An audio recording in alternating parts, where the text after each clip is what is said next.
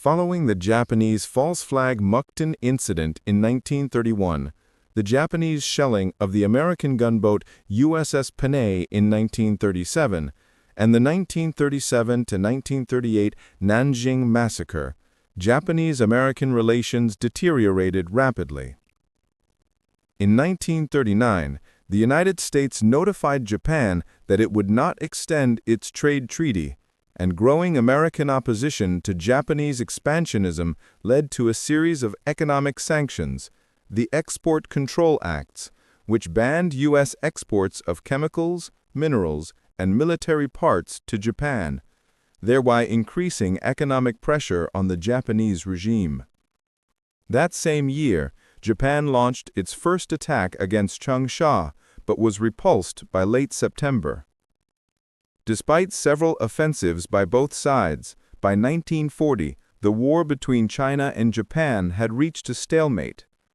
To increase pressure on China by blocking supply routes and to better position its forces in the event of war with Western powers, Japan invaded and occupied northern Indochina in September 1940.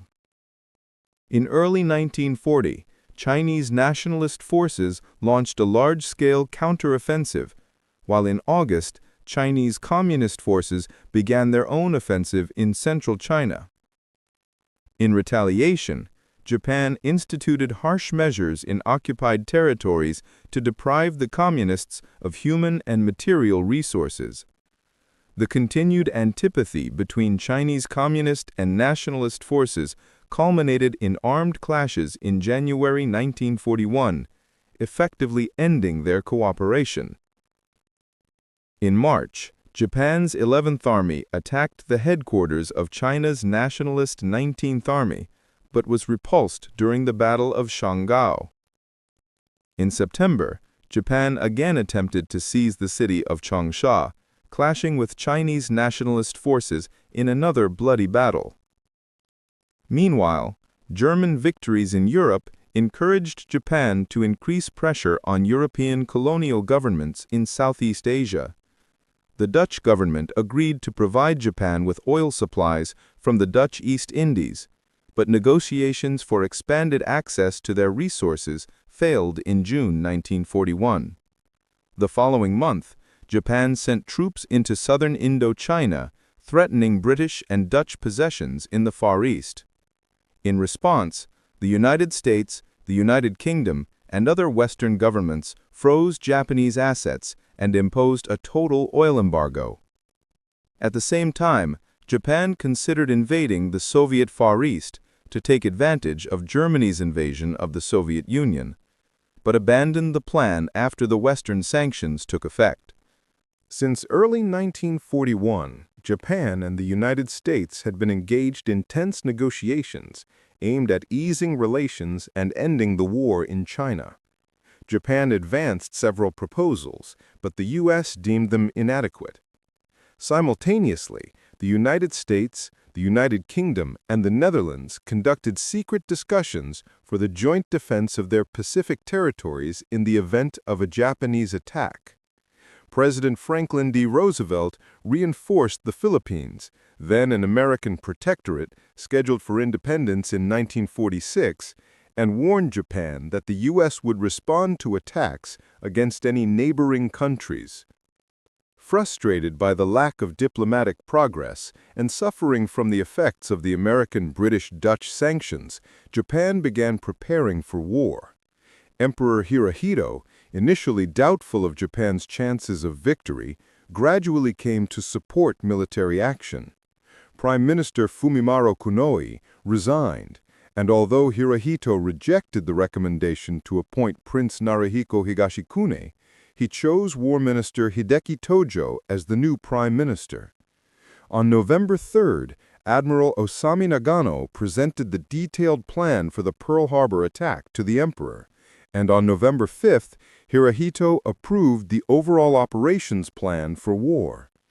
On November 20th, Japan made a final proposal to the United States, offering to end hostilities in exchange for the lifting of the oil embargo and an end to American aid to China, while promising not to attack Southeast Asia and to withdraw troops from southern Indochina.